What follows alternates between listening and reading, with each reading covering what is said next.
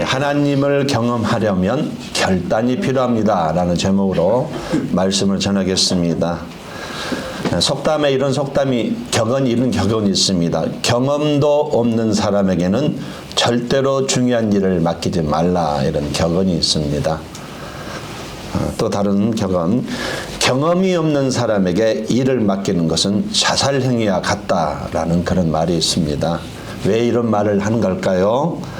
많은 지식을 갖고 있다고 해도 경험이 없는 사람은 별로 도움이 되지 못하기 때문에 이런 말을 하는 것입니다. 경험이 매우 중요하다는 것을 말하는 것입니다. 그래서 인생의 삶의 성공과 실패도 이렇게 경험이 결정짓는다고까지 말을 하는 이유가 여기에 있습니다. 경험은 매우 중요하다는 것입니다. 우리 신앙생활도 이와 똑같습니다. 우리 신앙생활의 승리와 패를 좌우하는 것이 바로 경험입니다. 우리가 하나님을 얼마나 만나고 경험했느냐가 우리 신앙생활의 미래를 결정한다는 것입니다. 하나님을 경험하지 못하면서 신앙생활을 하게 되면은 바리새인처럼 살아가게 되는 것이에요.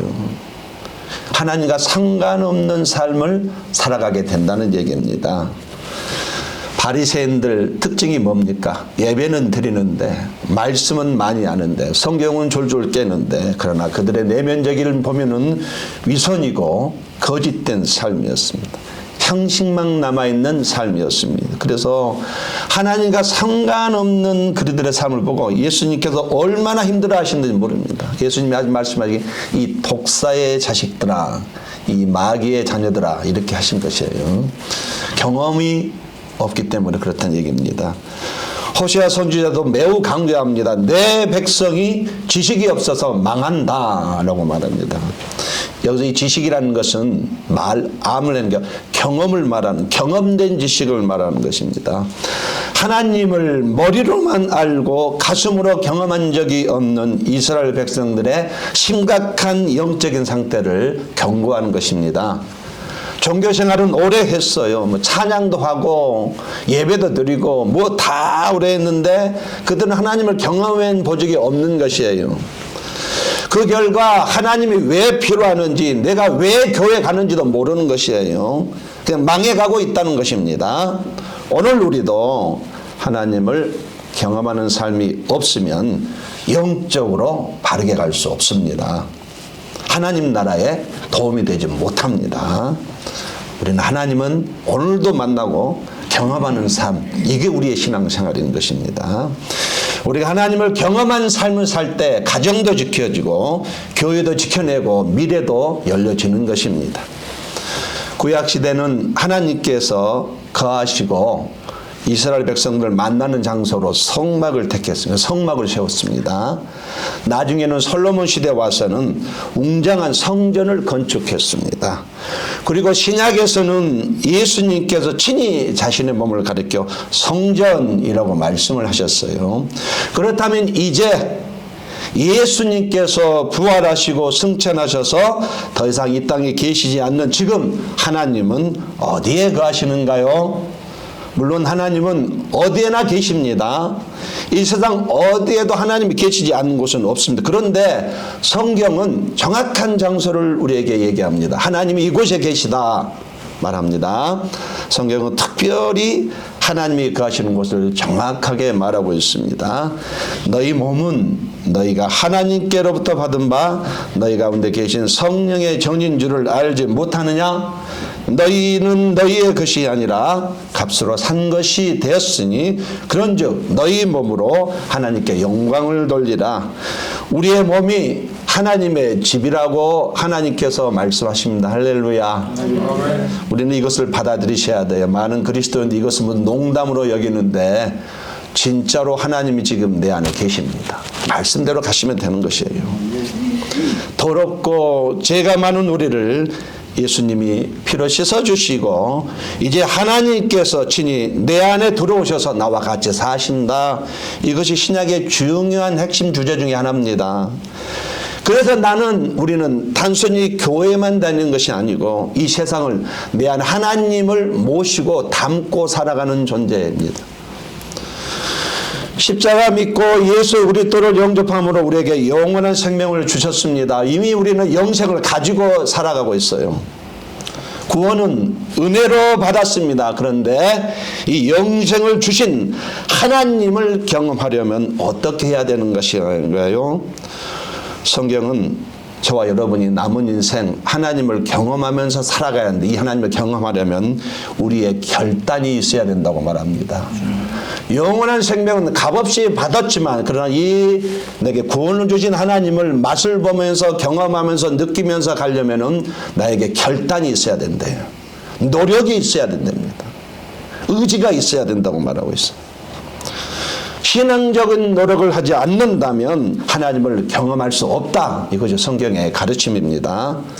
하나님을 경험하시려면, 역사를 경험하시려면, 은혜를 경험하시려면 결단하라고 말합니다.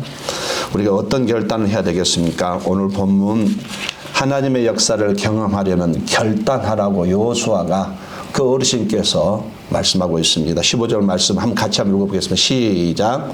만일 너를 섬기는 것이 너에게 좋지 않게 되거든 너희의 열조와 각 조건에서 섬기는 신인지 또 너희의 구하는 각 아무리 사람의 신인지 너희 섬길 자를 오늘날 택하라. 오직 나와 내 주 여호와를 섬기느라. 여호수아 정복 전쟁을 성공적으로 마치고 마침내 적과 꿀이 흐르는 가나안 땅에 이렇게 정착하게 되었습니다. 그런데 기뻐야 되는데 여호수아에게는 기쁨보다는 지금 염려가 있어요. 다 했는데 꿈에도 그리던 가나안 땅에 살게 됐는데 걱정이 있어요. 무슨 걱정입니까? 아시는 대로 가나안 땅에는 7족속 원주민들이 살고 있습니다. 하나님을 알지 못하는 민족, 타락한 문화를 가지고 있는 사람들이에요. 그래서 이스라엘 백성들이 그들 문화에 유혹받아서 휩쓸려서 여호와 유일신앙을 지킬 수 없을 것 같아서 그래서 염려하고 있는 것이에요. 그래서 여호수아는 자기와 같이 요단강을 건너서 가나안 땅을 정복한 이스라엘 젊은 사람들을 지금 베델에 모아놓고 강추합니다. 강력히 말하고 있습니다. 그 노인께서 이제 저 세대 돌아가 얼마 나지 않았는데 마지막으로 유언과 같은 말씀을 하시는 것이에요. 오직 나는 여호와 하나님을 섬기겠노라. 이게 무슨 말이냐면 결단하라는 것이에요. 단단히 작정하라. 단단히 결심하라. 뭘 결정하나? 이스라엘의 미래를 결정짓는 것은 결단하는 것에 달려있다. 이렇게 말하는 것입니다. 사무엘도 말했습니다. 온 족속에게 일러 가로되 너희가 전심으로 여호와께 돌아오려거든 이방 신들과 아스다로를 너희 중에서 제거하고 너희 마음을 여호와께로 향하여 그만을 섬기라. 하나님의 도움을 경험하기를 원한다면은, 하나님의 역사를 경험한다기를 원한다면 너희들이 결단해라. 이거 말입니다. 오늘 우리들 죄와 사망에서 건지시기 위해서 하나님은 아무 죄가 없으신 아들 예수를 내가 대신 치러야 할 대가를 대신 치르기 위해서 십자가에 죽게 하셨습니다. 할렐루야. 우리 신앙의 기본이에요. 그리고 십자가를 통해서 나의 죄가 용서되었음을 믿는 우리에게 제3의 축복을 주셨고 영생을 이미 주셨습니다. 그리고 난 후에 자녀된 우리 몸 안에 성령으로 쏙 들어오셨어요. 할렐루야. 내 안에서 날마다 나와 함께 동행하시고 움직이시고 나의 삶을 인도하고 계십니다. 내가 가는 곳에 하나님도 같이 가시는 것이에요. 할렐루야. 내가 가지 말아야 할 곳에 하나님도 같이 가 계십니다. 이게 문제예요. 이 하나님을 경험하면서 사는 것이 우리의 신앙생활이에요. 마태복음 18장 20절 말씀, 두세 사람이 내 이름으로 모인 곳에 나도 그들 중에 있느니라. 이게 다른 번역에 이렇게 되어 있습니다. 두세 사람이 내 이름으로 함께 모인 곳에 나도 거기에 그들의 한가운데 있느니라. 교회 가운데 임재하시는 하나님을 말하고 있습니다. 내 안에도 계시지만 교회 가운데도 계시는 하나님, 하나님께서는 우리 각자의 몸 안에 계실 뿐만 아니라 우리의 모임 가운데도 계신다. 교회 가운데 계신다 이 말입니다. 아시는 대로 교회는 건물이 아닙니다. 교회는 두세 사람이 주님의 이름으로 모인 곳이 교회예요. 바로 저와 여러분이 내가 교회이고 여러분이 교회이고 우리 모임이 교회라는 얘기입니다. 우리가 주님의 이름으로 모일 때에 주님은 여기 계신다고 말합니다. 우리의 한가운데 계신다고 모일 때에, 우리가 교회로 모일 때에 우리는 주님으로부터 흘러나오는 은혜와 사랑을 한없이 공급받고 누릴 수가 있는 것입니다. 우리 각자가 집에서 혼자서도 찬송할 수 있습니다. 혼자서 기도할 수 있고 혼자서 성경 읽을 수도 있습니다. 그리고 혼자서 은혜를 누리고 기뻐할 수 있습니다. 그러나 분명한 것은 교회로 모였을 때에 주시는 은혜와는 비교할 수가 없다는 얘기예요. 우리 각자는 약하지만 우리가 모일 때는 우리는 강하게 일어날 수 있습니다. 우리 각자는 부족하지만 우리가 모일 때는 풍성할 수가 있습니다. 우리 각자는 냉랭하지만 우리가 주님의 이름으로 모일 때는 뜨거운 사랑을 느낄 수가 있습니다. 우리 각자는 문제가 있지만 우리가 모일 때는 온전해질 수 있습니다. 주님의 이름으로 모일 때에 하나님의 강한 역사를 경험하게 된다, 이런 의식입니다. 좋은 땅도 비가 내리지 않으면 그 땅은 사막이 되거든요. 그러나 아무리 사막이라고 해도 비가 오게 되면 계속 비가 오는 그 땅은 옥토가 되는 것입니다. 우리의 마음도 똑같아요. 성령의 기름이 부어지지 않으면 아무리 신앙생활을 오래 했어도 그 마음은 망가져 있거든요. 고정되어 있거든요. 사막과 같은 마음이거든요. 그러나 성령의 성수가 다시 부어진다면 그 마음은 부드러워집니다. 굳은 마음이 제거됩니다. 옥토가 되는 것이에요. 우리가 주님의 이름으로 모일 때에 성령이 분명히 부어집니다. 그래서 우리도 모르는 가운데 치유가 일어나고 회복이 일어나고 강하게 역사가 일어나는 것입니다. 또 주님의 이름으로 모일 때에 은혜가 부어짐으로 그 힘 가지고 섬길 수 없었는데 섬길 수 있습니다. 사랑하지 못했는데 사랑하게 되고, 희생이 없었는데 희생하게 되고, 헌신하는 것을 참 싫었는데 나도 모르게 헌신하는 삶을 살아가게 되는 것이에요. 내 안에도 계시고 우리 모임 가운데도 함께 하시는 이 하나님, 우리는 이 하나님을 경험하면서 사는 것이 우리의 신앙생활입니다. 그러려면은 모이기를 힘쓰셔야 돼요. 할렐루야. 모이기를 힘써야 됩니다. 모여야만 되는 것이에요. 우리가 모여서 또 할 것들이 있습니다. 구체적으로 어떤 결단을 해야 되겠습니까? 세 가지만 짧게 생각하겠습니다. 첫 번째로 저와 여러분이 하나님을 경험하려면은 모여서 말씀 듣는 것에 대한 결단이 있어야 됩니다. 하나님은 우리가 말씀을 통해서 하나님의 사랑을 깨닫고 알고 깨달아서 그 사랑의 힘을 입어서 삶을 살아가고 회복하고 인생길을 가게 하려고 성경을 기록했습니다. 이게 무슨 성경을 읽으라니까 왜 나에게 이렇게 괴롭게 하느냐는 아닙니다. 하나님의 사랑을 알라는 뜻이에요. 거기는 하나님이 내가 너를 사랑한다 분명히 써 있거든요. 나는 너를 절대 포기하지 않아. 사람들은 너를 버려도 나는 너를 버리지 않는다. 나는 끝까지 가는 거야. 영원히 가는 거야. 이것이 성경에 쓰여 있거든요. 로마서 10장 17절 말씀, 믿음은 들으면서 나며 들으면 그리스도의 말씀으로 말미암느니라. 설교자들이 말씀을 준비해서 메시지를 만들어서 설교할 때에 우습게 보면 안 됩니다. 할렐루야.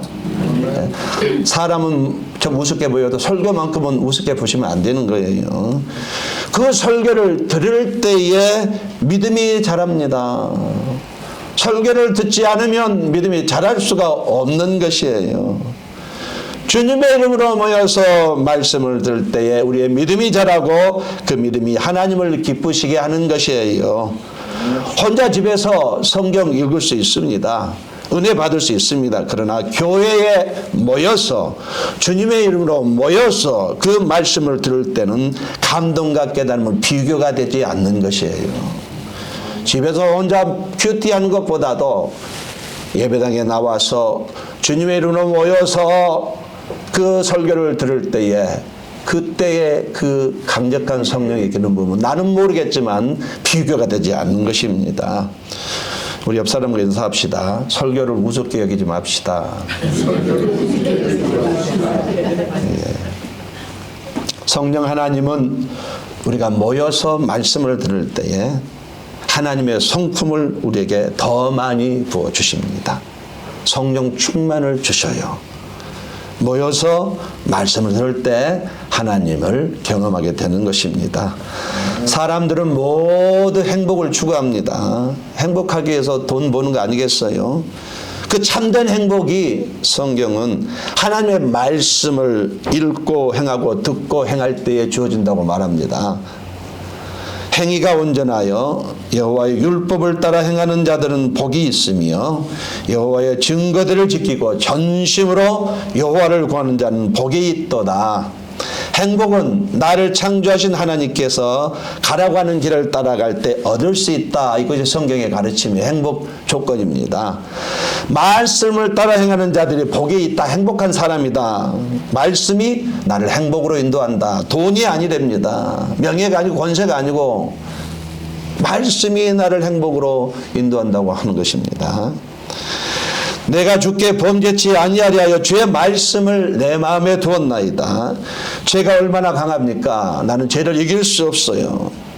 지금 괜찮은 것 같아도 오후에 되면 넘어져 있잖아요. 죄 짓고 있거든요. 그런데 말씀은요, 죄가 무엇인지를 알게 하며 죄를 깨닫게 하며 죄를 잘라주며 죄를 멀리하게 하는 것이에요. 그래서 내 말씀을 내 마음에 들어야 됩니다. 그러려면 들으셔야죠. 말씀이 죄를 잘라주고 죄로부터 나를 보여줍니다. 말씀이 나를 죄로 막아주시는 것이 나의 노력이 아닙니다. 이 말씀은 나의 곤란 중에 위로라. 주의 말씀이 나를 살리셨음입니다. 큰 어려움을 당해서 매우 힘들고 고통스럽고 지쳤는데 질병 때문에 시달렸는데 말씀을 통해서 하나님의 사랑이 나를 위로하고 일으켜 세우고 드디어 다시 바르게 가게 되었다. 이것이 시편 119편을 쓴 저자의 간증입니다. 주의 말씀은 내 발의 등이요 내 길의 빛이니이다. 우리가 살아가면서 어떤 결정을 해야 돼요. 선택을 해야 됩니다. 정말로 어떤 이 선택은 나의 인생을 가름할 수 있는 선택이 될 수도 있어요. 그런데 성경은 네가 이걸 선택해라 기록은 되어 있지 않지만은 근데 우리가 평소에 말씀을 잘 듣고 말씀을 가까이 하면 말씀을 통해서 하나님께서 지혜를 주시고 명철을 주시고 총명을 주시고 통찰력과 분별력을 주시거든요. 나도 모르게 말씀을 듣는 그게 차에 되어 있어요. 그리고 내가 그 자원을 가지고 어떤 선택을 하면 정확한 선택이 되는 것이에요. 아멘. 바로 이것이 하나님이 말씀을 통해서 우리를 인도하시는 방법입니다. 그러므로 말씀을 귀담아 들으셔야 되는 것이에요. 성경 말씀은 하나님이 보내는 사랑의 편지입니다. 이게 무거운 짐이 아니에요. 말씀을 통해서 하나님의 사랑을 경험하게 된다면 그 사랑에 이제 붙들리게 되어서 절대로 세상과 악한 영들에게 쉽게 꺾이지 않습니다. 하나님의 사랑을 경험하게 되면요, 우리는 이길 자가 세상에 아무도 없어요. 하나님의 사랑을 경험하게 되면은 인생의 짐이 아무리 무거워도 그 짐 앞에 바로 꺾이지 않습니다.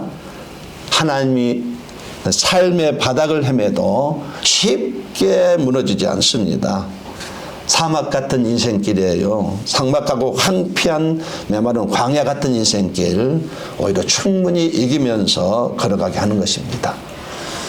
그 하나님을 경험하는 것이 하나님의 사랑을 경험하는 것이 그 사랑이 지금 나를 숨쉬게 하는 것이에요. 포기하고 싶지만 가게 하는 것입니다. 그 사랑이 나를 오늘도 찬양하게 하고 나를 웃게 만드는 것입니다. 돈이 아닙니다. 그러므로 우리가 해야 될 것은 모여서 하나님 말씀을 듣는 것에 결단을 해야 돼요. 우리 옆 사람과 인사하겠습니다. 모여서 말씀 듣는 것에 결단합시다. 모여서 말씀 듣는 것에 결단합시다. 모여서 말씀을 들을 때에 하나님의 역사 은혜를 집에서 읽을 때보다 훨씬 강하게 경험하게 되는 것입니다. 두 번째로 하나님을 경험하려면 모여서 기도하는 것을 결단해야 됩니다. 이거에 대한 노력의 의지가 있어야 돼요. 마태복음 18장 19절 말씀, 진실로 다시 너희에게 이르노니 너희 중에 두 사람이 땅에서 합심하여 무엇이든지 구하면 하늘에 계신 내 아버지께서 저희를 위하여 이루게 하시리라. 얼마나 소망되는 말씀이에요. 얼마나 기가 막힌 말씀입니까? 저만 그런가요? 이것은 다른 번역에도 이렇게 기록이 되어 있습니다. 내가 다시 너희에게 이르노니 너희 중에 두 사람이 자기들이 구할 어떤 것에 대하여 땅에서 한 마음이 되면 하늘에 계신 내 아버지께서 그것을 위해 그것을 반드시 행하겠다. 이렇게 번역이 되어 있어요. 반드시 행하신대요. 하나님께서 저와 여러분이 주님의 이름으로 모인 다음에 두 사람만이라도 만일도 두 사람만 한 마음이 되어서 기도하는 것, 그것은 내가 반드시 역사하겠다. 이거보다 더 확실한 하나님의 말씀이 어디 있습니까? 주님의 이름으로 모인 두 사람이 마음을 맞춰서 한 가지 기도 제목을 기도하면 나는 그것을 반드시 들어주겠다. 이게 약속의 말씀이에요. 하나님께서 거짓말하는 분이 아니잖아요. 우리 각자의 기도는 약할 수 있습니다. 근데 우리가 함께 모여서 한 마음이 되어서 기도한다면 그 기도는 반드시 능력이 나타나게 돼 있습니다. 우리가 교회로 모일 때마다 한 마음이 되어서 또 서로 뜨겁게 사랑하며 기도하면 우리 안에 거하신 하나님, 우리가 모일 때 함께 하시는 하나님은 강하게 경험할 수가 있는 것이에요. 그 자리에 임재가 넘치는 것입니다. 그러므로 주님의 이름으로 함께 모여서 기도하는 것을 결단해야 됩니다. 할렐루야. 내 집은 만민의 기도한 집이라. 당신 교회 왜 갑니까? 이렇게 대답할 수 있어요. 네, 저는 하나님 만나러 갑니다. 네, 저는 기도하러 갑니다. 할렐루야. 예. 자, 이와 같이 하나님을 경험하려면 첫 번째로 모여서 말씀 듣는 것을 결단하셔야 됩니다. 두 번째로 모여서 기도하는 것을 결단합니다. 마지막 세 번째로 우리가 하나님을 경험하려면 모여서 교제하는 것을 결단해야 돼요. 교제에 힘써야 됩니다. 매우 힘써야 돼요. 요한일서 1장 3절 말씀, 우리가 보고 들은 바를 너희에게도 전함은 너희로 우리와 사귐이 있게 하려 함이니 우리의 사귐은 아버지와 그의 아들 예수 그리스도와 더불어 함께 함이니라. 오늘날 교회의 모습이 좋지 않는 방향으로 변질되어 가는 이유가 왜 그러냐면 그 중에 가장 중요한 원인이 교제가 없기 때문에 그런답니다. 동의하시면 아멘 하시겠어요? 교회가 이상한 방향으로 흘러가는 것은 가장 중요한 이유 중에 하나가 교제가 없기 때문에, 개인주의로 신앙생활을 했기 때문에 교회가 이상한 방향으로 흘러간답니다. 이게 원인이래요. 교회가 이상한 방향으로 가는 건 개인주의 때문에. 교회는 그냥 와서 예배나 드리고 가버린 그런 모임이 절대 아닙니다. 만약에 이렇게 신앙생활 하시면 지금 반칙하는 거예요. 하나님의 뜻과 정 맞지 않는 길을 가는 것입니다. 성경은 분명히 그렇게 말합니다. 서로 교제를 하며 나누며 함께 가는 모임이 교회입니다.